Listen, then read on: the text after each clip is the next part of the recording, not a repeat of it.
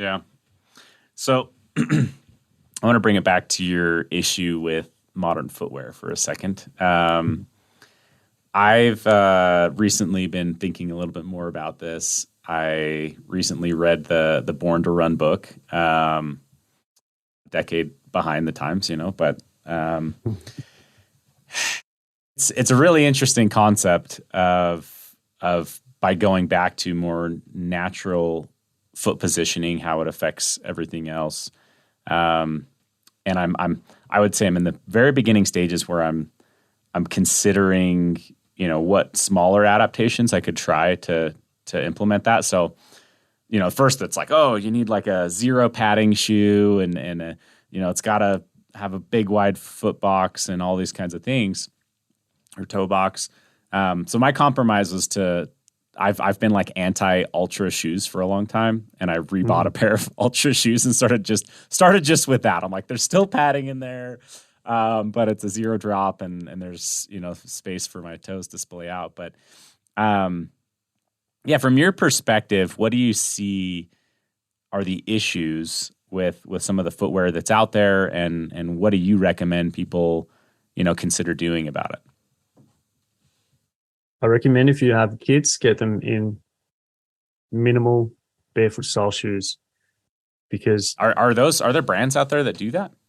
For sure, yeah. Zero shoes. I just had a big conversation with Stephen, the CEO from Zero, just a couple of hours ago. Yeah, I've met him before. He's a cool guy. I like him. Yeah, high energy. Talks a lot, but he knows a lot too. He knows heaps, man, and he's been around since the beginning. And then Vivo as well. They make shoes for kids, and like it's growing exponentially. There will be more companies, but what I was speaking to Stephen about, I was like, you guys are doing a good job of the education part, because I feel like these shoes could almost come with a manual for the body and a manual to how to use the shoe.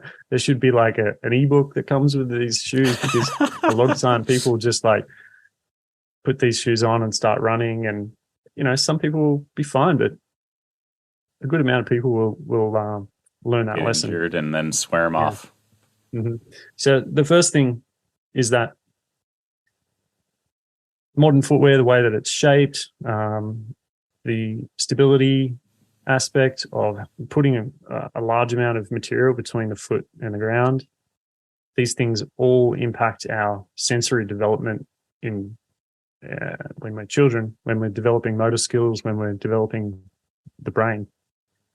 And if we're deafening that, it has an impact on kids.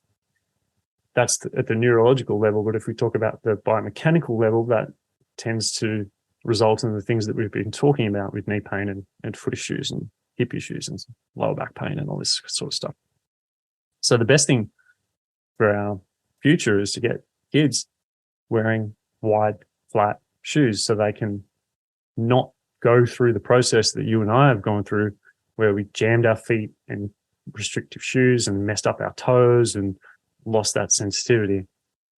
Now, it's not to say that as adults we can't regain that. The body is incredibly intelligent, and for the we see it every day that people regain that sensitivity and they regain that stability and the ability that we once had. But it's certainly a lot harder as you age to be able to regain that. So yeah, sooner the better for most people. Having said that, there's a shoe for every purpose. There's a shoe for every individual person at a point in time. And so it may be that you need to go to an old school podiatrist and have a wedge put in your shoe to boost this certain part of your foot to regain some natural biomechanics. I have a problem with saying as a blanket statement, everyone should be in barefoot style shoes, because there's a lot of nuance. But for kids, makes a lot of sense. Why not? Yeah. Man, this is such a big topic, right? Like it's a very interesting topic. Obviously, the more the more barefoot style of the shoe, I think at a high level, and just correct me if I'm wrong here, but the more barefoot style of the shoe, the more the body can move naturally, strengthen itself naturally. It can feel things like you've mentioned with the reduction in foam.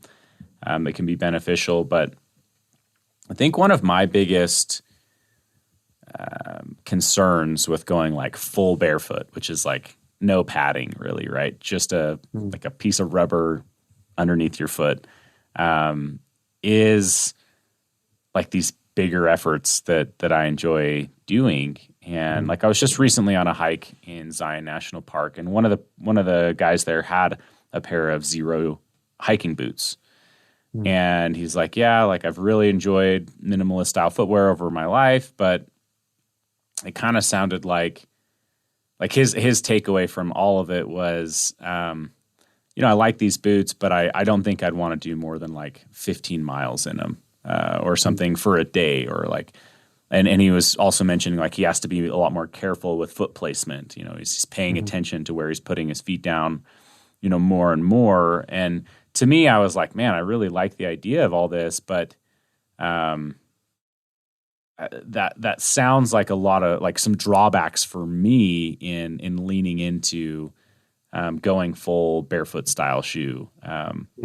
So I'm curious, like for you, because you've been in this realm for quite a while. Like when you go out hiking, like how many miles a day are you doing, and how much weight are you carrying, and how does that equate to your footwear? Well, I'm still pretty much an ultralight hiker. Unless I'm going on a big mountaineering trip or a big ski trip, I'm not carrying more than 8-9 kilograms, maybe. I think that's probably around, let's say my base weight is probably like 6 at the moment. So add food and water, 7, 8, 9 kilograms. So you're roughly bouncing for those in the US between maybe 10 and 20 pounds. Thank you. Yeah. Yeah.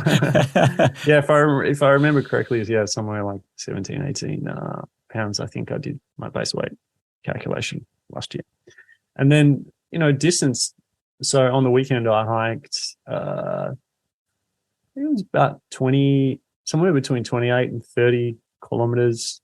And that was over 2 days. And that was a pretty chill effort. So, I'm not out doing massive miles, and if I was, I probably wouldn't be wearing barefoot shoes, because there's a certain amount of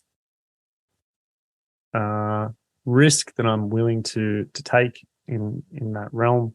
Like, I guess the good thing is the guy that you just spoke about seemed to me like he had a pretty good knowledge of his body. Like he was aware of his limits, and he was in tune with his musculoskeletal system.